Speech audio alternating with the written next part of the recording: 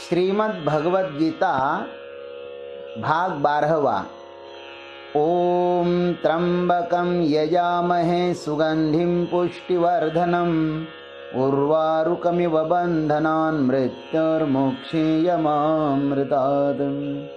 सदाशिवसमारम्भान् शङ्कराचार्यमध्यमाम् अस्मदाचार्यपर्यन्तां वन्दे गुरुपरम्पराम्।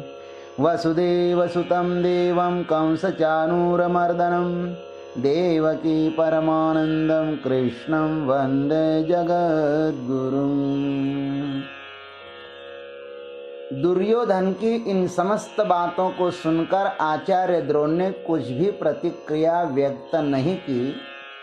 तब वह फिर से पांडवों की सेना की अपेक्षा अपनी सेना किस प्रकार शक्तिशाली है यह कहते हैं।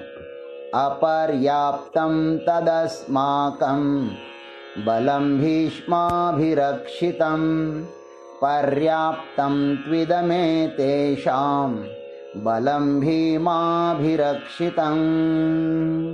10वां श्लोक। वह हमारी सेना जिनके संरक्षक पितामह भीष्म हैं अपरिमित है। तत् अस्माकं बलं भीष्माभिरक्षितम् अपर्याप्तम् तु एतेषाम् इदं बलं भीमाभिरक्षितम् पर्याप्तम्। किंतु उन पांडवों का यह सैन्य जिसके संरक्षक भीम है यह मात्र अत्यल्प ही है। अब इस पर विस्तृत चर्चा करते हैं। तत् अस्माकं बलं भीमाभिरक्षितम् अपर्याप्तम्।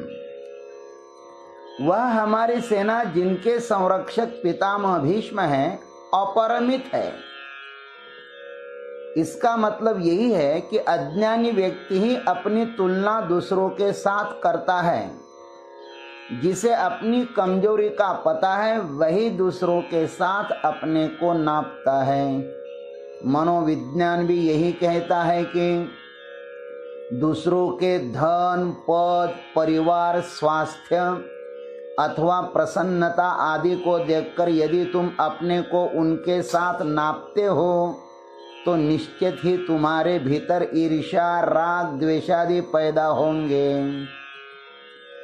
तब तुम भीतर से तो दुखी हो ही जाओगे और ऊपर से निर्भयता का वस्त्र भी पहनोगे। भीतर की पीड़ा को छिपाने के लिए तुम ऊपर से निर्भयता की बातें करते रहोगे। यहाँ पर दुर्योधन यही कर रहा है और आचार्य उसकी कमजोरी को भली भांति जानते हैं। वह कह रहा है कि हमारी 11 अक्षौहिणी सेना सेनापति भीष्म से सुरक्षित है। दुर्योधन यह भी जानता है कि ये दोनों आचार्य मेरे पक्ष में भले ही लड़ रहे हो किंतु इनका अधिक प्रेम तो पांडवों पर ही है। अतः वह इस प्रसंग में पितामह को भी प्रसन्न करने के लिए उनकी स्तुति प्रशंसा ही करता है। ज्ञानेश्वर महाराज कहते हैं इन तीनों लोकों में स्वर्ग, मृत्यु और पाताल में ऐसा कोई भी योद्धा नहीं है जो पितामह के साथ युद्ध कर सके। जैसे विशाल समुद्र को तैरकर पार करने में वैसे तो कोई भी समर्थ नहीं है और यदि उतने में प्रलयकालीन अग्नि भी सहायक होवे तो फिर कहना ही क्या। बड़ी बड़ी नौकाएं ढह जाती हैं, बड़े बड़े जहाज ढह जाते हैं। अथवा प्रलयकालीन अग्नि को जैसी महावायु की साथ मिले तो वह जैसा भयानक रूप धारण कर लेता है, ठीक वैसे ही हमारी महान सेना को भीष्म जैसे सेनापति मिले हैं। अब इस परिस्थिति में हमारी इस बड़ी भारी सेना के साथ युद्ध करने में भला किसे सफलता मिल सकती है। यह दुर्योधन नहीं, दुर्योधन का अहंकार बोल रहा है।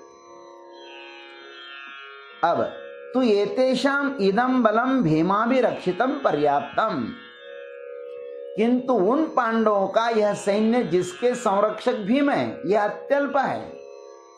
पांडवों की सेना को तुच्छ समझते हुए दुर्योधन कहते हैं कि यह जो पांडवों का सैन्य है ना, वह थोड़ा होते हुए भी कला कौशल्य के द्वारा बड़ा ही विस्तार से प्रदर्शित किया गया है, और उसके रक्षक भी भीम जैसे व्यक्ति हैं, अतः हमें उनसे कोई अधिक भय नहीं है। दुर्योधन के अभिमान ने पांडवों को हमेशा ही तुच्छ समझा है, इसलिए ही उसका पतन हुआ है। दुर्योधन जिस दृष्टि से पांडवों को देखता है वे वैसे नहीं हैं। पांडवों को तो केवल श्री कृष्ण भगवान ही समझ पाए हैं। संतों को भगवंत अथवा संत ही समझ सकते हैं, अन्य नहीं। पांडव सेना का सेनापति धृष्टद्युम्न है और वही अंत तक रहेगा, किंतु दुर्योधन को भीम ही दिखाई देता है, क्योंकि वह भीमसेन से सदैव द्वेषी करते आया है। उसका पूरा का पूरा जीवन भीम से ही आच्छादित रहा है और अंत में भीम के ही साथ समाप्त हुआ है। मनोविज्ञान यह कहता है कि हमारा जिसे राग द्वेष होता है सदैव हमें वही दिखाई देता है। कौरवों की सेना का मुख्य सेनापति वह स्वयं को मानता है और पांडव की सेना का सेनापति वह भीमसेन को मानता है, किंतु उसकी यह मान्यता यदि सही होती ना तो यह युद्ध बहुत ही कुरूप एवं अधार्मिक हो जाता। तब न धर्म रहता और न दिव्य श्रीमद् भगवद गीता का जन्म हो पाता। ये दोनों भी, दुर्योधन और भीम, बुद्धि का कम और शरीर का ज्यादा उपयोग करते हैं, और युद्ध हमेशा शरीर के स्तर पर ही होता है, बुद्धि के स्तर पर युद्ध नहीं होता। ये दोनों भी अधिकतर चार्वाक सिद्धांत में ही जीने वाले हैं, किंतु दोनों में भेद है। दुर्योधन अहंकार के साथ जुड़ा हुआ है और भीम धर्म के साथ जुड़ा हुआ है। दुर्योधन के संगी साथी छली, कपटी, अधर्मी, कुमार्गगामी हैं, अतः वह उनकी ही बात मानता है। लेकिन धर्मनिष्ठ भीष्मादि लोग उनके साथ भी है, किंतु वह अहंकार के कारण उनकी बात नहीं मानता। उसके विपरीत भीम के संगी साथी मात्र सात्विक एवं साधु है, उनका जीवन धर्मानुकूल है, अतः उसका पतन नहीं हुआ। थोड़ा बहुत दुर्गुण यदि भगवान के साथ भी जुड़ा हो तो भी वह वंदनीय ही हो जाता है। जैसे गरुड़ जी मांस भक्षी है लेकिन वंदनीय है, क्योंकि वे भगवान के वाहन हैं। लक्ष्मण शीघ्र क्रोधी है, किंतु वे राम जी के साथ जुड़े हैं ना, इसलिए वे सदैव वंदनीय ही हैं। देखो, पताका का डंडा भले ही टेढ़ा ही क्यों न हो, किंतु वह पताका के साथ जुड़ा होने के कारण वंदनीय ही हो जाता है। भगवान के साथ जुड़े रहो तो थोड़े बहुत दुर्गुण हो तो भी उसको क्षमा किया जा सकता है। शरीर के स्तर पर लड़ने वाले लोग युद्ध का परिणाम नहीं देखते, अतः वे शरीर मात्र के पोषक लोग युद्ध के लिए उत्सुक ही रहते हैं। यावत् जीवेत सुखम जीवेत रणम कृत्वा घृतम पिबेत भस्मीभूतस्य देहस्य पुनरागमनम कुतः, यही उनकी धारणा होती है।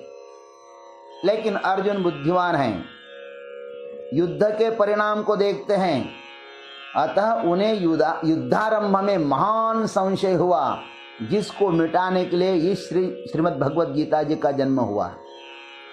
किसी भी कर्म के परिणाम को देखकर ही कर्म में प्रवृत्त हो जाने से उस कर्म में मधुरता ही आती है।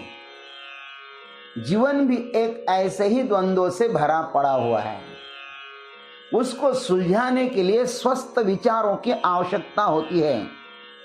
अधिकतर लोगों में देखा जाता है कि वे बुढ़ापे में निराश, अनुत्साही तथा विक्षिप्त होते हैं। संपूर्ण जीवन इतनी शीघ्रता से किस तरह बीत गया, उसका बोध उन्हें बुढ़ापा में होने लगता है। तब शिवाय पश्चाताप के हाथ में और कुछ भी तो नहीं आता। इस पश्चाताप से बचकर जीवन में यदि आनंद उत्साह चाहते हो तो अभी से विवेक पूर्वक जीना आरंभ कर दो। सत्कर्मों का सदाचरण करते हुए स्वयं तथा अन्यों को भी आनंद प्रदान करते हुए हर क्षण उत्साह में जियो। गीता आरंभ एक अनूठे मनोवैज्ञानिक ढंग से प्रारंभ हुआ है। दुर्योधन सर्वप्रथम शत्रु पक्ष की प्रशंसा करता है। जो भी व्यक्ति अपनी हीनता को, कमजोरी को महसूस करता है, वही बिना कारण दूसरों की प्रशंसा करेगा। स्वयं पर एवं अपनों पर पूर्णतः आत्मविश्वास न होने का यही सबूत है। कौरव की सेना में बहुत से ऐसे सैनिक हैं कि वे मजबूरीवश कौरव सेना में हैं, किंतु हार्दिक आकांक्षा उनकी यही है कि जयस्तु पांडवानाम, माने जय पांडवों की ही होवे। दुर्योधन को यह मिथ्या भ्रम है कि हमारा सैन्य बहुत होने से विजयश्री हमारे ही पक्ष में होगी। यह जरूर जीत होती दुर्योधन की यदि सेना नायक पांडवों की तरफ से भीमसेन ही होते तो, किंतु यहां पर सेना के सेनापति तो धृष्टद्युम्न है और समस्त सेना के संचालक भगवान श्री कृष्ण है। इसलिए दुर्योधन का जो गणित था वह फेल हो गया। अस्तु, ओम तत्सत। आज इतना।